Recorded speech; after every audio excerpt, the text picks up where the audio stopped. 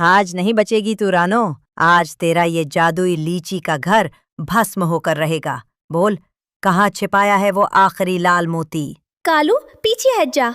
इस घर का राज अगर खुल गया तो पूरे जंगल में तबाही मच जाएगी। तू सोच भी नहीं सकता कि ये घर किस भयानक त्याग से बना है। पापा बचाओ, दादी माँ, कालू चाचा हमारे घर को मोम की तरह पिघला रहे हैं। कालू, तुझे इस घर की छाल छूने की भी आजादी नहीं मिलेगी। इसका जादू। चुप कर टुन्नू, मुझे कोई फर्क नहीं पड़ता कि इस घर के पीछे क्या राज है। अगर ये घर मेरा नहीं हुआ तो इसे जलाकर राख कर दूंगा। रानो, आखिरी बार पूछ रहा हूँ, सच बता, एक छोटी सी चिड़िया को इतना बड़ा जादुई महल कैसे मिला? क्या सच में तूने किसी की बलि दी थी? रुक जा कालू, तू कभी समझ ही नहीं पाएगा कि इस घर की नींव में किस भयानक रात का दर्द छिपा है। कालू रुक जा। अगर तूने इस लीची के घर का आखिरी सच सुन लिया तो तेरे पैरों तले जमीन खिसक जाएगी। ये सिर्फ लीची का घर नहीं है, ये एक मौत और एक अमर वरदान की दास्तान है।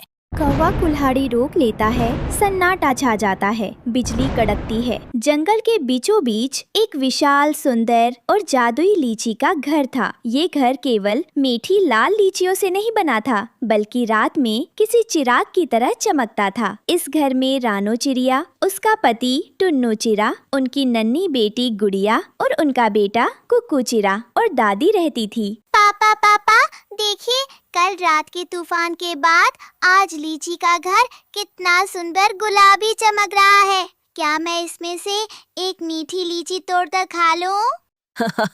बेटा क्यों नहीं, लेकिन ध्यान से। दादी माँ ने कहा है कि जब तक घर का जादुई लाल दरवाजा बंद रहे तब तक सिर्फ बाहर की छाल वाली लीची ही तोड़नी है।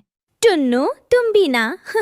गुड़िया को तो बस लीची खाने का बहाना चाहिए, लेकिन हाँ, ये सच है, ये घर हमारे लिए भगवान का दिया हुआ सबसे बड़ा वरदान है। ये वरदान नहीं बेटा, ये एक बहुत बड़ी कुर्बानी और एक खौफनाक रात का फल है। राम राम दादी, राम राम माँ। आज फिर वही बात। दादी, आप हमेशा कहती हैं कि ये घर जादुई है, पर माँ को ये मिला कैसे? आज तो मुझे बता ही दो, आखिर इस घर का असली राज क्या है? कल रात कालू भी यही पूछ रहा था।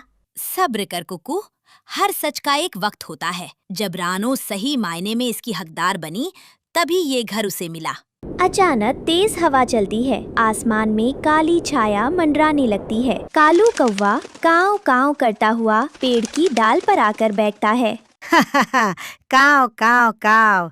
वाह रानो वाह, रोज रोज इस जादुई लीची के घर में ऐश कर रही हो, पर अब बहुत हुआ। ये घर तुम्हारा नहीं, मेरा होगा। कालू, तुम्हारी हिम्मत कैसे हुई यहाँ आने की? भाग जाओ यहाँ से, वरना कुक्कू और मैं मिलकर तुम्हें जंगल से बाहर खदेड़ देंगे। अरे ओ टुन्नू के बच्चे, तू मुझे डराएगा? रानो, सीधे सीधे ये घर मेरे नाम कर दे, वरना मैं तुम्हारी इस छोटी सी गुड़िया को।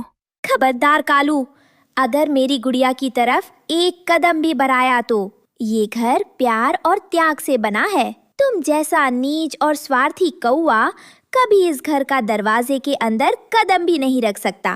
कालू कौवा झल्लाकर घोंसले पर झपटता है, लेकिन जैसे ही वो लीची के घर को छूता है, उसे एक तेज बिजली का झटका लगता है।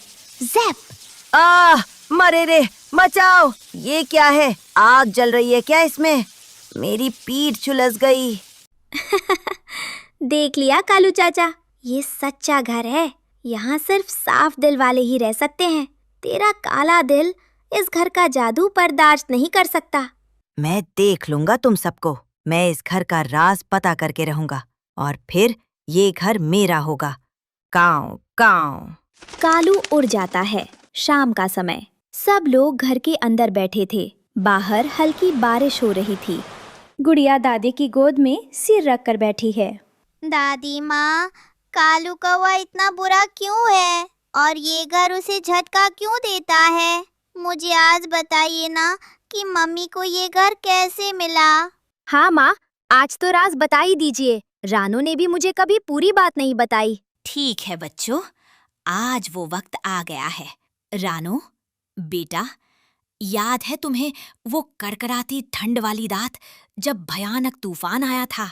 हाँ माँ, मैं वो रात कभी नहीं भूल सकती। उसी रात मेरे माता पिता मुझे छोड़कर इस दुनिया से चले गए थे। हाँ बेटा, उस रात जंगल में भयानक सूखा और तूफान था। न खाना था न पानी। रानो के माता पिता बीमार थे। रानो बेचारी छोटी सी थी, फिर भी भोजन की तलाश में दूर पहाड़ियों पर गई। वहां उसे एक बूढ़ी, घायल और प्यासी चील मिली। चील? चील तो चिड़ियों को खा जाती हैं। हाँ कुकू, सब पक्षी उस चील को देखकर डर के मारे भाग गए। चील तड़प रही थी, उसे सख्त प्यास लगी थी, लेकिन हमारी रानो के दिल में डर नहीं, सिर्फ दया थी। मैंने देखा कि वो चील शिकारी नहीं थी, वो सिर्फ जिंदगी की भीख मांग रही थी। मैंने अपनी चोंच में लीची का मीठा रस भर भर कर उस चील को पिलाया।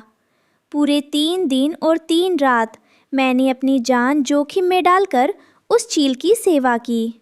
और वो चील कोई आम पक्षी नहीं थी। तभी आसमान से दिव्य रोशनी चमकी और वन देवी अपने असली रूप में प्रकट हुईं। अचानक हवा में सुनहरी रोशनी फैलती है और वन देवी की दिव्य आवाज गूंजती है। रानो, तुम्हारी इस निस्वार्थ दया ने मेरा दिल जीत लिया। जहाँ पूरा जंगल अपनी जान बचाने में लगा था, वहीं तुमने एक शिकारी पक्षी का भी दर्द समझा। तुम्हारी आँखों के आंसू और लीची की ये मिठास कभी व्यर्थ नहीं जाएगी।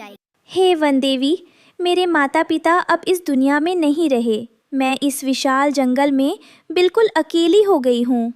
तुम अकेली नहीं हो पुत्री। तुम्हारे आंसुओं और इस लीची के पवित्र रस से मैं तुम्हें यह दिव्य आशियाना भेंट करती हूँ। यह जादुई लीची का घर हमेशा तुम्हारी और तुम्हारे सच्चे परिवार की ढाल बनेगा। जिस दिल में सिर्फ लालच और नफरत होगी, अगर उसने इसे छुआ तो यह जादू उसे भस्म कर देगा। तब वन देवी ने रानो के आंसुओं और लीची के उस आखिरी फल को मिलाकर अपने जादू से यह जादुई लीची का घर बनाया। ओह, तो ये बात है, इसीलिए इस घर में इतनी मिठास और सुरक्षा है। हाँ, वन देवी ने वरदान दिया था कि ये घर हमेशा रानो और उसके सच्चे परिवार की रक्षा करेगा। जिस दिल में सिर्फ लालच और नफरत होगी, जैसे कालू कौवा, उसे ये घर कभी स्वीकार नहीं करेगा और छूते ही भस्म कर देगा। गुड़िया अपनी माँ रानो के गले लग जाती है। मम्मी, आप दुनिया की सबसे अच्छी और दयालु मम्मी हो। अब मुझे समझ आया कि ये घर इतना जादुई क्यों है, क्योंकि ये आपकी दया से बना है। और कालू कौवा चाहे कितनी भी कोशिश कर ले, वो हमारी इस मिठास और प्यार को कभी नहीं छीन सकता। बिल्कुल सही कहा पापा। कालू के पास ताकत हो सकती है, लेकिन हमारे पास सच्चे दिल की ताकत और दादी का आशीर्वाद है। हमेशा याद रखना बच्चों, जादू किसी मंत्र में नहीं होता। जादू इंसानियत, प्यार और दूसरों की मदद करने में होता है। जो दूसरों को खुशी देता है, ईश्वर उसके लिए ऐसा ही जादुई आशियाना बना देता है। रात का अंधेरा गहराता है और जादुई लीची का घर और भी तेज सुनहरी रोशनी से चमकने लगता है। सब एक साथ खुशी से गाने लगते हैं और कालू कौवा दूर पेड़ से लाचार होकर सिर्फ देखता रह जाता है।